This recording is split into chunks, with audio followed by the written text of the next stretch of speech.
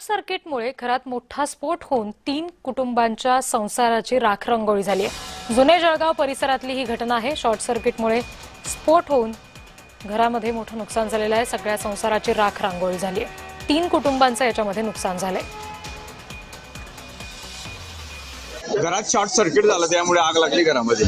मी ज्यावेळेस घरामध्ये एंट्री मारली त्यावेळेस मी तिकडच्या घरात उभ्या पाहिला, मी पुऱ्या परिवाराला बाहेर काढलं।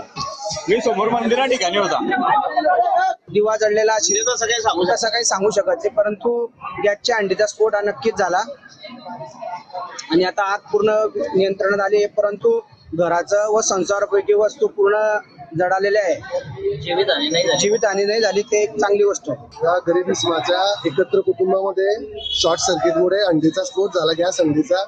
दुर्दैवाने जेवढा काही गृहोपयोगी संसाराच्या ज्या वस्तू होत्या त्या पूर्ण जळून खाक झाल्या आहे। घटनास्थळी जे काही प्राथमिक मदत करता येते तेवढी सगळी महापालिकेच्या माध्यमातून, लोकप्रतिनिधीच्या माध्यमातून सुरू आहे। आग विझवण्याचं पूर्ण काम सुरू आहे।